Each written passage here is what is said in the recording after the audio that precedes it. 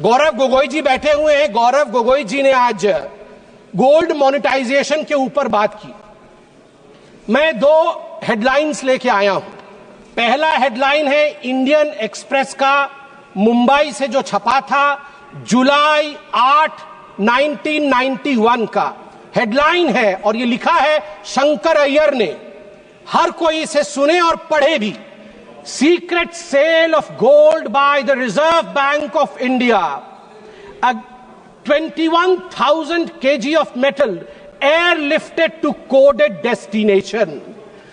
एक समय था 1991 में राजीव गांधी ने और कांग्रेस पार्टी ने चंद्रशेखर जी की सरकार से हाथ खींच लिया था। उस समय लिक्विडिटी की अभाव थी, देश में एक त्राहिमाम की सिचुएशन बनी थी अर्थनीति में, और उस समय पहली बार हिंदुस्तान के ऊपर वो त्रासदी आई थी कि देश के सोना को 67 टन्स ऑफ गोल्ड इसको गिरवी रखा पड़ा था। और शंकर अय्यर जी कहते हैं कि मैं मुंबई के एयरपोर्ट में देख रहा था, चुपके चुपके गाड़ियां आ रही थी आरबीआई की, और हिंदुस्तान के सोने को एयर इंडिया के एयर बस में लोड किया जा रहा था, हिंदुस्तान के बाहर भेजा जा रहा था।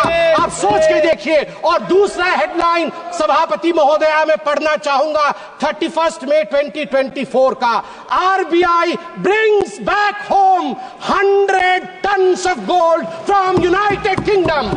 नरेंद्र मोदी जी के नेतृत्व में 1 लाख केजी सोना, 1 लाख केजी सोना बाहर से 2024 मई को हिंदुस्तान वापस आता है। एक ने, यूपीए ने भारत मां के सोने को गिरवी रखा, हमारी मां के सोने को गिरवी रखा, और दूसरे लल्ला ने, हमारे नरेंद्र मोदी ने अपने मां को अलंकृत किया। ये होता है फर्क। मैडम सभापति महोदया, मैं एक छोटा सा उदाहरण देके अपने विषय को समाप्ति की ओर ले जाऊंगा। मैं एक और उदाहरण देता हूं। पूरे इस सप्लीमेंट्री ग्रांट में power grid corporation of India limited PGCIL के लिए अधिक व्यय की मांग की गई है, मिनिस्ट्री ऑफ पावर के अंतर्गत आता है। मैं एक हेडलाइन पढ़ता हूं जुलाई 31, 2012 का, 3 ग्रिड, मुझे याद है अभी निर्मला सीतारमन जी आएंगी। निर्मला सीतारमन जी उस समय प्रवक्ता थी, पार्टी की, बैठी हुई थी एक चैनल के डिबेट में। अचानक अंधकार हो गया, डिबेट बीच में बंद हो गया, और 22 राज्य में अंधकार हो गए थे, क्योंकि 30 और 31 जुलाई 2012 को नॉर्दर्न ग्रिड, ईस्टर्न ग्रिड और नॉर्थ ईस्ट ग्रिड, तीनों ग्रिड फेल हो गए। 700 million people were plunged into darkness. 9% of the world population were plunged into darkness. TMC के लोग बैठे नहीं हैं। 200 मजदूर एक माइन के अंदर बंद हो गए। न जाने कितने लोगों ने जो वेंटिलेटर पे थे उनकी जान उनको गंवानी पड़ी थी। और आज दूसरा हेडलाइन में पढ़ता हूं टाइम्स ऑफ इंडिया का, जून 3, 2024, India's come a long way since 2012.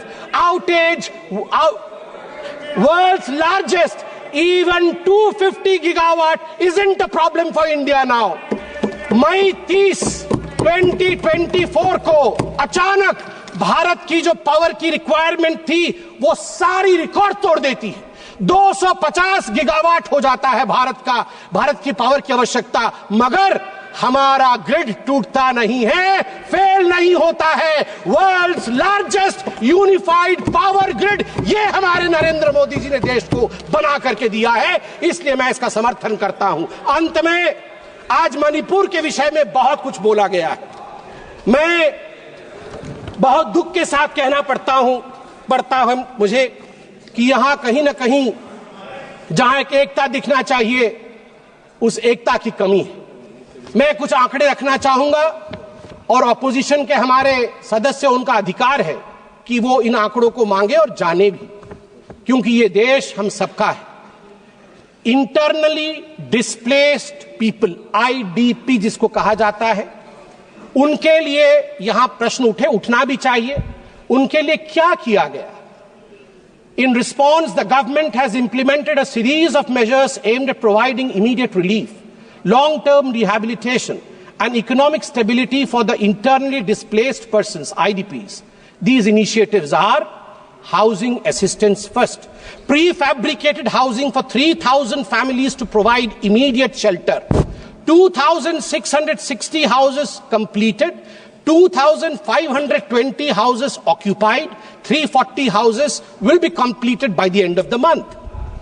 Financial aid of 1,000 rupees has been provided on 5 separate occasions, amounting to a total of 30 crore. An additional 27 crore has been released to support the housing reconstruction efforts in Manipur for those who are internally displaced.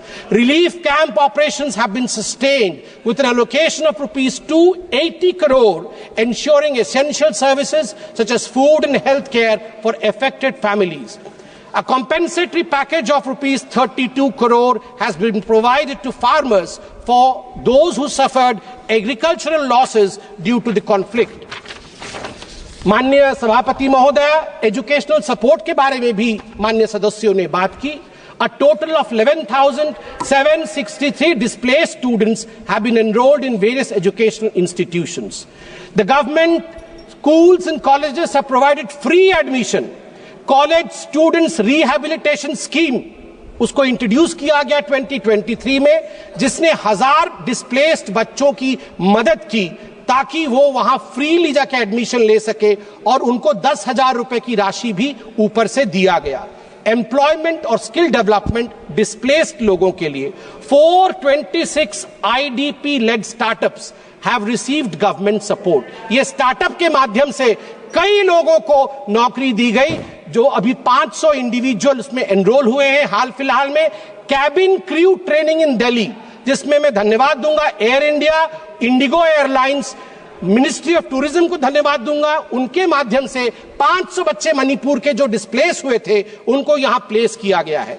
Free medical treatment has been provided to the IDPs at जेनिम्स.